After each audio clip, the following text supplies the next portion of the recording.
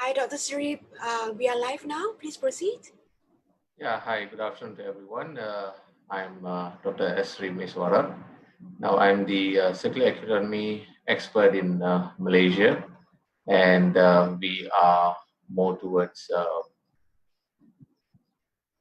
closing the loop, especially for plastics, and also covering the other side of all sort of waste management and materials. So we digitalize plastics value chain covering all sectors and all plastic value chain segments, and we promote transparency and traceability of materials.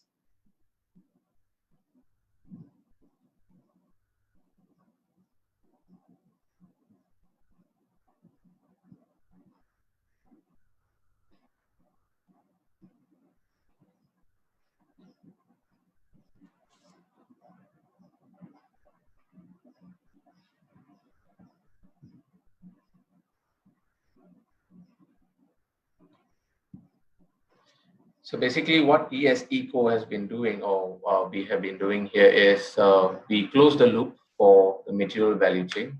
Reason is we need to find ways of creating values for plastics. And though plastic is an essential product or material, we have issues about managing plastics when it becomes a waste or post-consumer waste, post-industrial waste, and so on. But the major issue here that we are facing as a challenge here is when it becomes a post-consumer waste. So there are products and materials in Malaysia. Basically, it can be multi-layered packaging, etc., where it is being recycled, but it is not widely being recycled. So therefore, the transparency here is very much needed. We need to know the material flow of the entire value chain, within the value chain. And once we know where this product is actually ending up, we should be able to find a solution. Um, Unfortunately, the solution has not been there. Reason is there are lack of supply or consistent supply and transparency in collection of those kind of materials or certain types of materials. Majority of the materials are being collected by the waste concessionaires and private sectors, and we also have the informal sectors who have been collecting. But then we do not have any data towards this kind of materials being collected, and we also do not have the data of how much the product, because we know to a certain extent the resins is being consumed or the resins is being produced, but then we do not have proper data of once these resins being converted into products, packaging, etc. Therefore, upon those products are being sold in the market and it becomes post-consumer waste, we have some issues or challenges when it is being collected. Now, education and awareness towards the types of plastics products that can be recycled and so on are also still lacking. Reason is, although we have the category and the coding of those plastics of can be recycled, but then we have challenges and issues of what kind of these codings or these codes of these particular plastics is being recycled here in Malaysia or even in Southeast Asia countries. Therefore, the industry are ready to move ahead with advanced technology on the uh, for recycling. But then again, in order for these industries or this technology to sustain, we need to have consistent supply. So there should be a proper channel that actually can channel a convenient um, materials. Therefore, it can be shared and so forth. Okay, so perhaps I can share some uh, slides on that.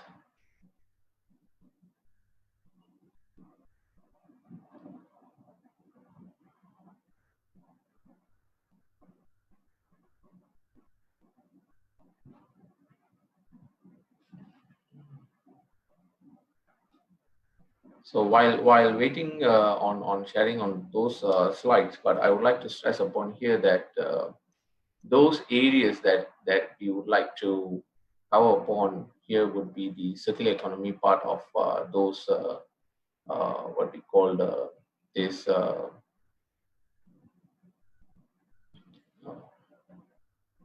okay here.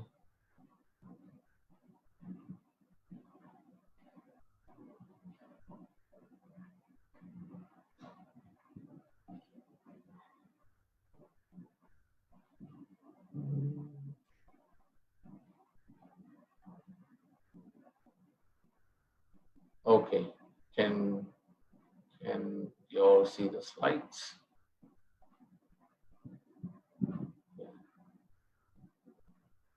Okay, all right.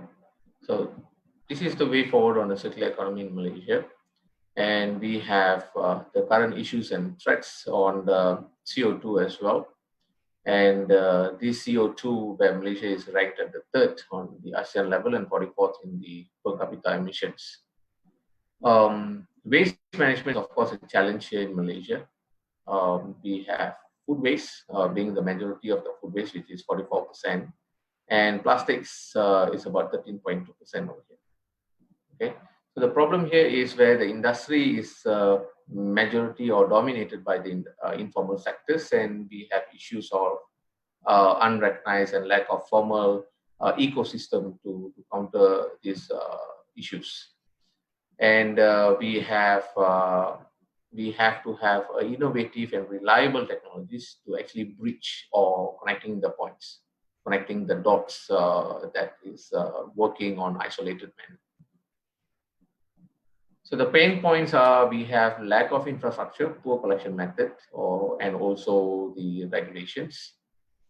High contamination rate because segregation at source is not really successful here, and therefore the collectors are actually choosy. Reason is we have economic of scales. There's a value to it, and unavailability of recycling technology due to lack of supply and inconsistency. And we have no transparency, no sustainability, so therefore there's no value. And there are also issues about illegal branding of reusing or refilling these containers with different kind of unbranded or materials and products. And we have no RRI, which is the recovery and recycling inventory.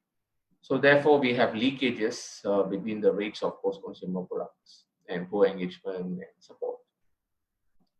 So what we do here is actually we provide the cloud-based solution to waste management and recycling industries, and towards to connecting all these waste generators like the businesses, consumers, waste generators, recyclers, etc.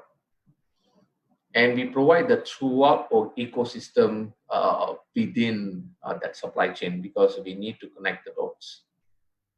And we have been the pioneer since 2018 in Malaysia, providing consultancy. At the same time, we are a solution provider to these businesses. So while we are connecting these dots, we managed to recover quite a number of specific products when it comes to plastics as well, even the non-recyclable plastics. So now we are looking and moving towards working with certain parties and technology providers, uh, providing the sufficient amount of supply towards them.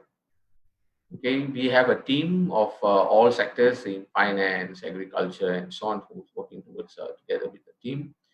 And what we are doing is actually we are disrupting this waste management industry with our digital technology platform. All right, and that's a transparency. It will comply and provide helping industries like FMCG, electronic brands, and then all sort of post-consumer products and products waste towards upgrading and introducing consumer awareness and take-back programs to comply with EPR, which is Extended Producer Responsibility, and a national level program is soon to be launched in Malaysia. And for that, our technology data reporting solution for in order to help the government, policymakers, organizations, and the business owners, where it can give or create a social, economic, and environmental impact at scale. So now these sustainability technology solutions actually we will bring digital revolution towards waste management and recycling by creating transparency and traceability material loops. And this is quite important for us because it provides end-to-end cloud-based full service base and recycling, enabling all sort of technology towards a sustainable manner by connecting generators, processes, and recyclers. So we like to ensure with our technology there's a transparency and traceability in supply chain. And in Malaysia, circular economy is part of the upcoming 12th Malaysia Plan, and to promote the ICT in waste management, and to also bring the brand owners for EPR, increase in the public awareness and circular economy as well. So it is a national agenda over here. So therefore, we are moving from linear economy to reuse and circular economy. And there are case studies in Malaysia where IKEA have undertaken it, and some other benefits for producers over here, where there's a zero waste support on the circular economy, and we have data providing towards that, and we have multiple benefit towards the consumers as well. The reason here is the consumers, though they have these awareness, education, and so on, but some consumers, or majority of it, they are still expecting some sort of incentives. So incentives-based EPR or collection system still works well here in Malaysia. Okay, and nationwide, yes, it touches on the national recycling rate, reducing energy on the transportation system, reduce the CO2 and GHG. At the same time, 80% of this waste derives or comes from land base.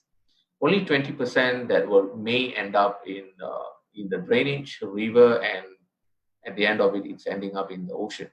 So therefore, if we would able to cover 80% of such kind of waste that comes from the land base, then we would be able to solve the issues about ending up in the river, as well as the finally at the ocean or the sea.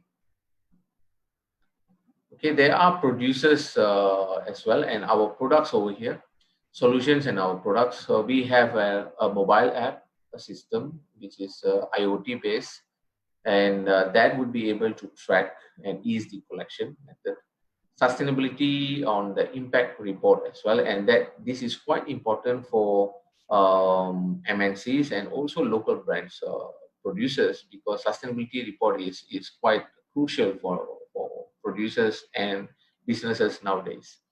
And we target mostly on household and commercial business outlets, and we are specialized in collection scheme and systematic collection, because some sort of material really need a systematic collection, because we do not want that to be contaminated, because it is a value.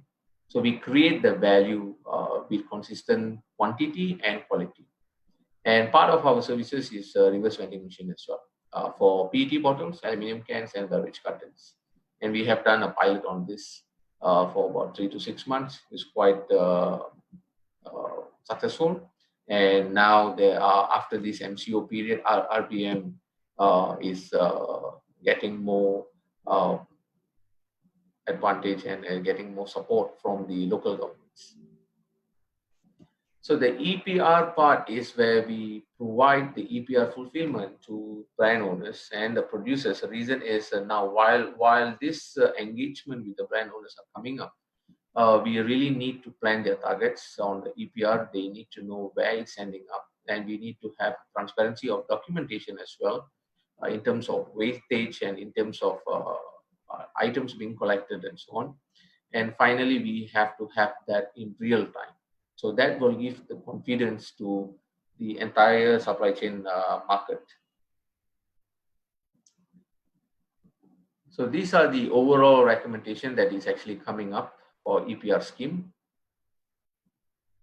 And the key benefit will be it's an end-to-end traceability. We provide report and compliance, digital payment, and role-based access, complete digital solutions, and so on. This is one of our products. As I mentioned, it is an app management, and we have been using this in testing it in the market for past 1 year, and it is moving successfully, and we are enhancing it to be better. There are some workflows towards this on how those materials are actually being collected and actually being supplied back to the brand owners or the manufacturers so that they can reuse those materials in the event the product waste cannot be reused for, such as for kind of medical or food grade product, then they have a buy industry to purchase it. Okay, this is one of our material as well, which is the reverse vending machine, as I mentioned. And we have clients that who have actually ventured into moving ahead on this. So upcoming, where we would like to include the carbon calculator and AI way of moving ahead on those apps, as well as the technology over here. So basically, these are the solutions that we are providing now. What are the areas that we are still looking at and we need the support is here, where a proper guidelines on the EPR once it's being launched, and then we have to have this material supply value to be calculated from the upstream until the downstream, from the converters towards the retailers, then finally it's moving towards as a consumer and post-consumer, etc. While these products are actually moving or transported throughout this value chain, then we should be able to, or we would be able to collect it and provide a transparency over here. With this consistent supply, we should be able or enable to have a better technology or an advanced recycling technology here in Malaysia so that it can be recycled. At the same time, we should also be able to identify uh, where are the areas that we can actually reduce the plastics usage. For example, moving towards eco-designing so that it is reduced packaging or reduced material content, and it is made for recycling instead of just single use.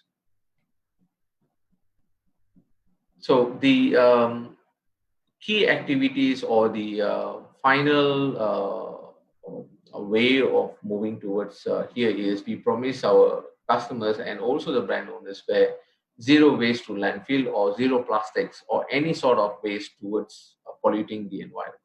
So that would be our value proposition over here.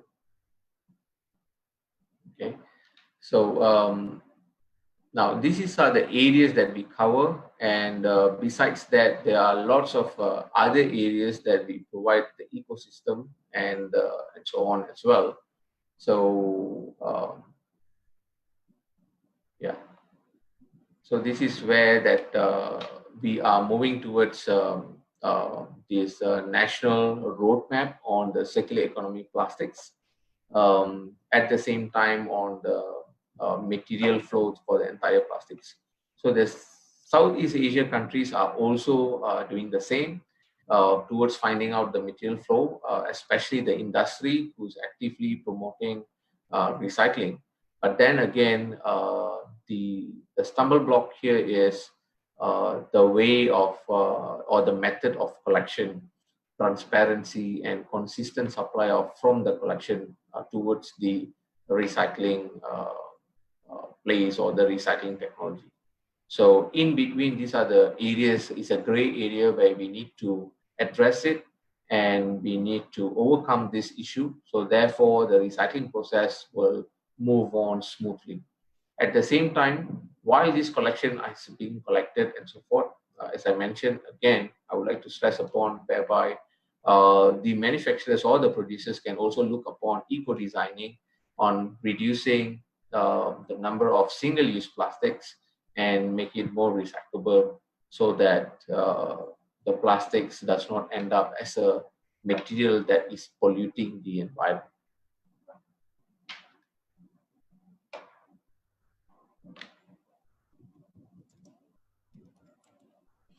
So I would like to see if there's any question that perhaps I would like to answer those questions.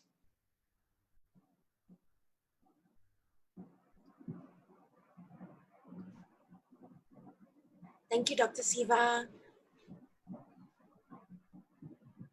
for the sharing of earlier. Let me just check on Facebook if we do have any questions at the moment. Just give me a moment.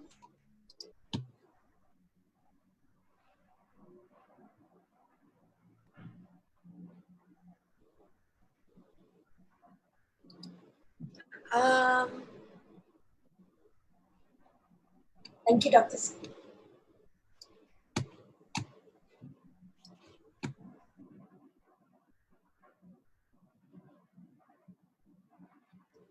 Okay, we do have one question. Um, uh, in Malaysia, is there any, how do you actually measure a value of plastic in the recycling system or recycling model? And how could one who want be a part of this whole business altogether? Can you repeat the question again, please? Sorry. Okay, so this audience actually asked, what is the value of plastic in the whole model of recycling in Malaysia? And also, is there any specific plastic that has a higher value? Okay, all right. Now, the value of plastics generally is being determined or viewed as the quality of the plastics being collected.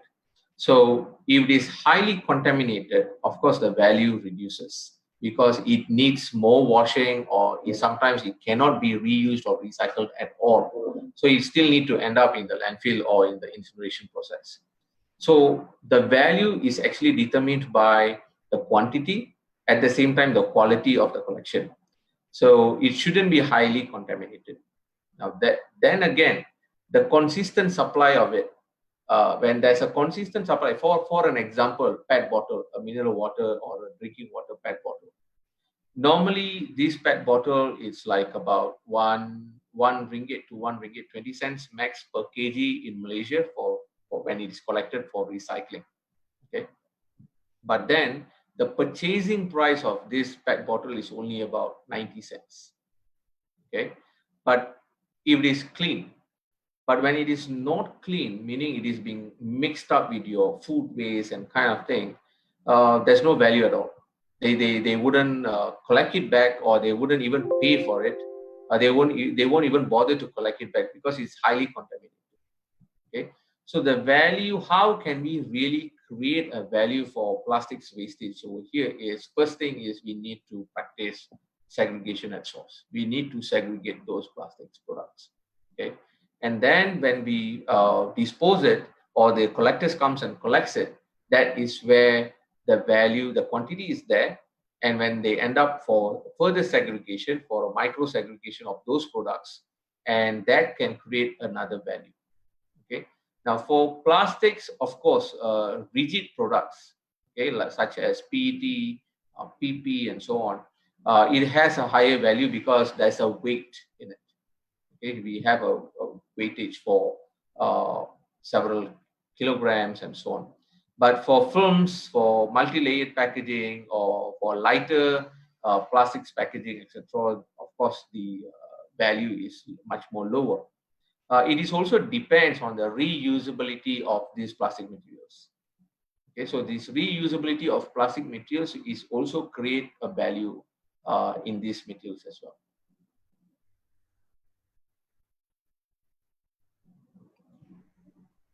When you're talking about value, I mean, of course, we look into scalability if we want to look at larger volume in terms of what we can get incentivized from it. I know Malaysia plays quite a heavy participation in this recycling circular economy business. And then not only based on single-use plastic, but also on electronic waste. So what are your thoughts in terms of the trend and movement of this particular industry in Malaysia, and would it be something that is booming in the next 3 years? Oh yes. Reason is Malaysia for Malaysian market, for Southeast Asia as well as global market. Malaysia has or Malaysian manufacturers and recyclers is highly promoting recycled products as well, recycled resins. Okay, and there's a demand for recycled resins that comes out from Malaysia because we have a better and a good quality compared to several other countries. Okay, due to some technology and due to some methods of how those processes are actually being processed over here. And we have been, the recycling industry or the recycled content resins as well has been supporting industries such as E&E, electrical electronics, automotive, and even construction, packaging as well. And then, of course, not for food or medical grade. Okay, so therefore, the Malaysian plastics recycling industry have also came out with a white paper that recently, I think about in year 2019, last year was launched, and they are talking about in billions. Okay, it is actually going to boom in billions as well, because when circular economy is moving and reusability of the content or plastics content and those products is being manufactured, of course, it's going to boom. All right, it is going to be in trillions of dollars as well. Those are exciting figures. Okay, you mentioned that there are products coming up from this resin itself. Any interesting or notable innovative products that has been what do you call this? That has been developed in Malaysia? Okay. Of course, I can't mention names over here or the brands names and so on. But then I would like to give some example. For automotive, 20% to 30% content is actually recycled products. Okay, recycled resins. That comes from the PP polypropylene product content. Okay, and these products or these resins is actually being used for your materials like to produce car bumpers and your dashboards and so on. Then again, for E&E, for electrical and electronics, yes, again, the same 20 to 30% is actually being used to produce such kind of your air condition. It can be your air conditions. It can be your microwave electronic products or refrigerators, washing machines, and so on. So all this comes from recycled resins, partially from recycled resins or recycled content as well, because it is also compulsory. I would like to also stress upon here, for an example, when this paper or a mandate came out from the UK government to say that you should be using or you must be using 30% recycled content in your packaging or not, you are going to be taxed. So therefore, these components that going to support this material production should have that 20 to 30% content. So the components are going to come from Malaysia. So if we are not going to, if the industry is not going to comply to this requirement by the brand owners or the producers, then of course the industry is going to just die, right? And we cannot be straight away or keep on bringing it up from the virgin material of the plastics, which is from the petrochemicals and so on. So we have to also look at the holistic approach of the first thing is how can we reduce the virgin content at the same time to increase the recycled content in this. So when you increase the recycled content, you solve the problem of plastics waste ending up as a waste. So now we are creating a value to those waste so that to be reused here in these segments or these industries as a raw material. So therefore you create a value to that. Just out of curiosity, based on your research and knowledge on this topic, which industry would most benefit from this this whole technology on plastic recycling, or is it something that will be stretched out all across industry, or is just topically looking into one particular industry that will be fully benefiting from this solution? Oh, actually, it will benefit across all segments in the plastic industries, because in the plastic industry there are a few segments. One is could be packaging, automotive, in the medical. Then we have E&E sectors and so on. So these are all segments or sectors in the within the plastic industry. Definitely, the major segments like automotive, E&E, of course, benefiting currently already benefiting. But the packaging is actually a bigger segment, all right? But unfortunately, the packaging, there are some restrictions when it comes to food packaging, whereby you are not allowed to use recycled content in that food packaging. Okay, that was a bigger challenge before this. Okay, but for now there are technologies like, for example, it is called rpet. Okay, rpet is recycled pet for food grade, and that has been already approved by the FDA as well, Food and Drug Administrative. They have also approved, whereby this recycled content can the rpet technology of recycling pet bottles or pet materials can be reused for food packaging. So such kind of technology are quite new in Malaysia. So therefore, it is also moving or booming now throughout the world as well, where now the packaging materials can also be reused into those production of pet packaging. But before that, pet bottles was only being recycled into materials such as blankets, textiles, more towards textiles. Okay. Then the new technology of previously we have issues about polystyrene, okay, or EPS, extended polystyrene. Those materials was not being recycled. So many of them thought that such product is cannot be recycled. So therefore, it is just single use. But then there are technology that advanced technology now came up, where these EPS and polystyrenes are actually being collected and being recycled into compacted photo frames, interior panels. All right, so these are all new technologies. So some countries have gone ahead to ban such kind of products, not because of there are issues with regards to this kind of products, but then they do not have proper technology to manage. So it is all about waste management.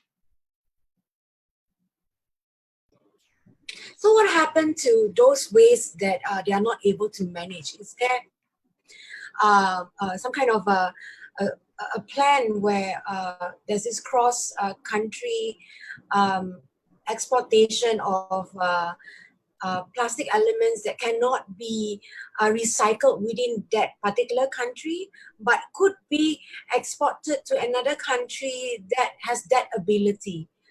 Is there such a solution? Okay, that was actually going on previously. That was what actually going on previously, where certain countries do not have such kind of technology, or not only just the technology, but the economic of scale. All right, it could be sometimes expensive or way too much expensive for them to recycle it within their own country and so on. And that's the reason why we had some issues of importation of plastic waste or the illegal transportation or cross-boundary plastic waste and so forth. But then when the country started to move upon to look into avenues of how those kind of product packaging or post-consumer packaging or any product packaging should be recycled within the country. So there are solutions and ways to look at it as well. But then now even in the United Nations under the UNIA, where Basel Convention rule are now is being discussed on the transboundary transportation of such kind of waste, not only just plastics, for all kind of waste, because it provides an open economy as well to those countries to that. But then we have to, in my personal opinion, I would say that we have to look solution within the country. All right, so that we should be able to solve those issues within the country, or to manage such kind of waste within the country, so that we do not want to transport this kind of environmental hazardous, or when it may become an environmental hazardous when it reach certain destination or certain countries in the future. It's very fascinating, to be honest. Okay, one last question before we end this session. We're almost close to it, actually. Well, they have this talk about, one need to actually look into how we behave and reconsider how we consume single-use plastic. So you being on the end of trying to think of another way of solving that particular problem, what would be your message to the communities that is watching right now about how they should go about thinking, or even like before they actually purchase that single-use plastic, what should they have in the first place in their mind? Okay. Now, the first thing is, let me explain to you here is before COVID and after COVID. Okay. Now, before COVID is where people were like, of course, we have been in the years of linear economy where we just take, make, or then use and throw away culture, right? But now we have to be more responsible on whatever products, packaging, or even services for the matter that we are using, right? In order to safeguard the environment and reduce the pollution in the environment, it is our responsibility as a consumer to, of course, use those materials and products wisely for a sustainable manner, in a sustainable manner, for a long term, right? But of course, in current situation with COVID and so on, certain types of products, due to hygiene, of course, you have no choice but to go for single use. All right. Now there are also single use materials, but it has been like mistakenly quoted or mistakenly, have this perception that thinking that you shouldn't use plastic, so therefore you can go for alternate. Yes, but then some alternate products are expensive and you're using it for single use. Okay. Unfortunately, some kind of alternative may not be recyclable. It is still getting into disposable, and they think it's a magic word where it just disappears. Okay. As an individual, the first thing they should do is which kind of product material that can be recycled or made from recycled content.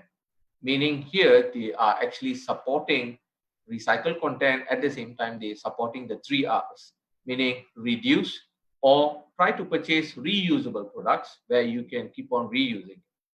Upon that, then you can recycle it. Now, upon using, when it becomes post-consumer waste, that is where your responsibility, the most of your responsibility, where to dispose it, segregate it, and to dispose it responsibly into a recycle bin. Okay. Then finally, you will have the answer, because Then again, of course, within the supply chain, they will do the proper collection, and it's going to end up in the landfill. And so, sorry, it's going to end up for recycling rather than it's ending up in the landfill or it's ending up being littered here and there and so on. Okay. Now, before we blame on products, we put the blame on products. Any products have its own benefit for the method. Okay, but the issues about plastic here, I would say that it is actually too much of usage. Okay, is actually too much of usage of single-use plastics, where we just have this habit of purchase it, use it, and just dispose it. So we have to take into consideration whereby which kind of product actually we can reuse, and then therefore we can recycle later on, instead of just purchasing it and disposing it. Thank you so much, Dr. Seri. Just to also add on, sorry, just to add on, the last point here is like, now, for example, now we are using single-use mask, PPE, all those kind of materials is a medical grade materials. But then again, if you could dispose it in a proper manner, of course, it can be recycled and so on. Okay, it can go into incineration, it can provide energy, and it can give lots of other sort of benefit as well, instead of just disposing it, and that will become a littering issue, and then finally is going to pollute the environment again. That is right. The last point was very well brought up. I think that is what we really what we are seeing at the moment, of surgical masks being landed up in the oceans. I just want to round up today's session. Thank you so much, Dr. Seri, for your time to be a part of this session, and I'm sure the whole community have learned a lot with regards to the value of waste, or let me stand corrected, the value of plastic. Thank you so much. We hope to see you again in this channel. Bye-bye. Thank you for everyone. Thank you very much.